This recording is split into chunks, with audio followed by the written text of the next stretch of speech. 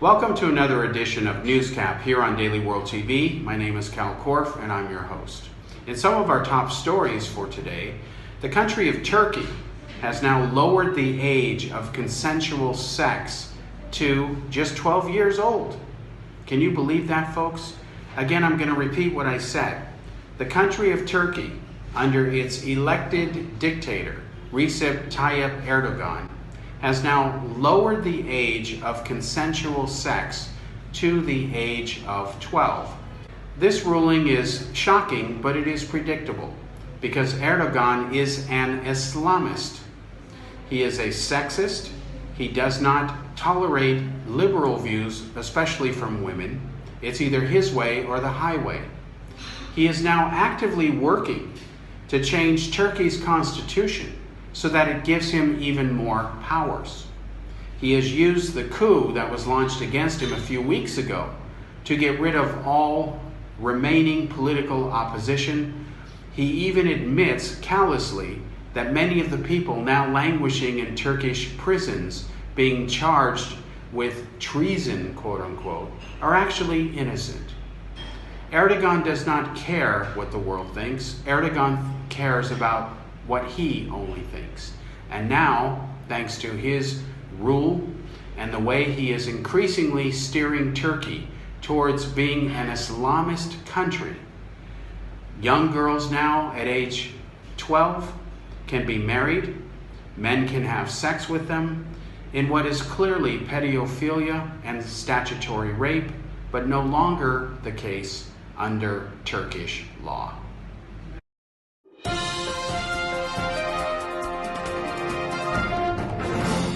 Switching to the Middle East, Russian President Vladimir Putin has once again stolen John Kerry and Barack Obama's thunder.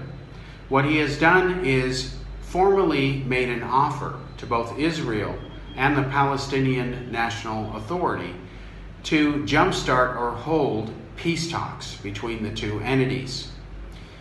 Israeli Prime Minister Benjamin Netanyahu has for years now, even on the stage of the United Nations, has said he is willing to meet Palestinian National Authority President Mahmoud Abbas anywhere, anytime, any place, without any preconditions. President Abbas, since over the past several years you have refused to meet with me and sit down and negotiate peace, I hope you'll hear this message. First, your advisor, Sultan Abu Einan, recently called to slit the throat of every Israeli. 3 days later, a Palestinian terrorist turned these words into action when he slit the throat of a 13-year-old beautiful girl, Halel Yafa Ariel, as she slept. She was a little, innocent girl. She didn't deserve this. I ask that you fire this advisor because advocating genocide is not consistent with peace. Second, your party recently praised a terrorist on Facebook who murdered 24 civilians, innocent Israelis, in cold blood. I ask that you pick up the phone and instruct your party's social media manager to stop praising mass murderers. Impressionable children read these posts. They should be taught harmony, not hate. Such words seriously harm the chances of peace. Third, next week the Palestinian Authority will dedicate a monument to Abu Sukkar. Abu Sukkar murdered 15 people by detonating a refrigerator filled with explosives on a busy Jerusalem street. Rather than dedicate a statue to a mass murderer, I ask that you consider honoring a champion of coexistence. This will help educate future generations to love peace over war, compassion over violence. It will also help convince Israelis that they have a true partner for peace. Fourth, the PLO currently pays a monthly salary to anyone who murders Jews. This money provides direct incentive to commit terror. I ask that you stop paying murderers and instead use this money to found coexistence education. Teach tolerance, not terror. Every Israeli and Palestinian child deserves a life of hope, of tranquility, and opportunity. I will continue to work tirelessly for peace. It's time that you join this effort. For a long time, Abbas got a lot of liberal left-wing media coverage and kudos for protesting that Israel refused to meet without conditions. When his bluff was finally called by Netanyahu, it is actually Abbas that has refused to pick up the telephone or even meet for unconditional talks. Israel's offer remains open. Putin's offer is now on the table. He will be meeting with Abbas soon, or at least his representatives will, at a minimum, to see if Abbas is finally serious about being a genuine partner for peace. Daily World predicts that Abbas will never be a genuine partner for peace, and that Abbas will find yet another excuse to avoid the only issue that is relevant for the future of the Palestinian people, which is to finally agree to a peaceful settlement for a two-party solution. Israel must live in peace with its neighbors, the Palestinians, and of course other Arab and Muslim countries, and they must also do the same.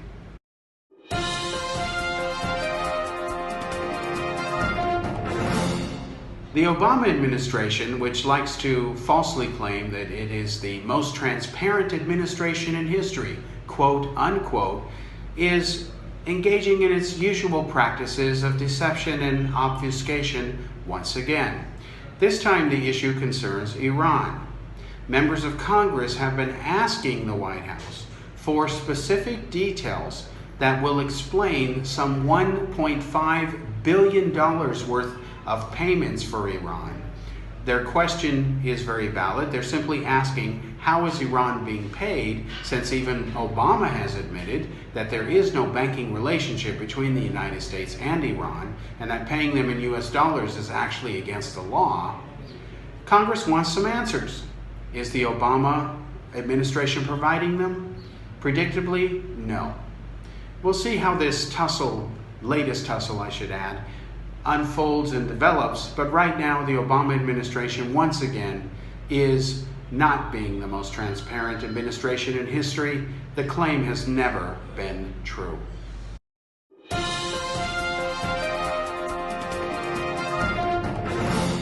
The FBI continues to be a very busy agency nowadays. When it's not busy probing anything that Hillary Clinton does, it is now investigating the very disturbing potential news that the National Security Agency, which is an agency that's even more classified than even the CIA is and has over twice the budget of the CIA, they are investigating the disturbing possibility that the NSA has been compromised by the presence of a Russian agent or mole inside the agency.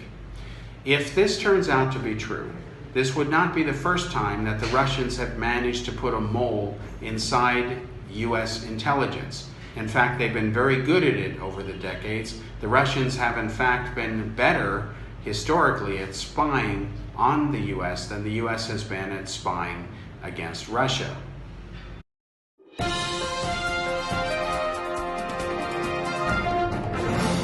There are rumors floating around on the internet that a second Earth, quote unquote, will be revealed by NASA any time now. Whether these rumors are true or not has yet to be seen. According to the rumors floating around on the World Wide Web, and they've gone viral, a second Earth has been detected by astronomers orbiting Earth's closest alien sun, Proxima Centauri, which is about 4.2 to 4.3 light years away. Now, if such a discovery is true, and this news turns out to be credible instead of just another wild internet rumor mill, the internet is full of nonsense, of course, the ramifications of this are very important, because as the human race advances with space propulsion technologies and trying to achieve speeds near that of light, when a star is 4.2 or 4.3 light years away, it simply means that Earth time, if you were to go the speed of light or very close to it, you could essentially make the journey in a little over 4 years' time one way, and then another 4 years to come back. While the pilot inside the ship would actually age just a matter of months instead of years. This is part of Einstein's relativity physics and the time displacement physics that take place. When you approach speeds close to that of light, time slows down for the entity traveling at near light speeds, where it continues at the normal rate back on Earth. This means, to put a long story short, that we may actually be able to send space probes there in the next couple of decades, check out what exists, if anything, and then have it return within a single human lifetime to go ahead and learn from that data.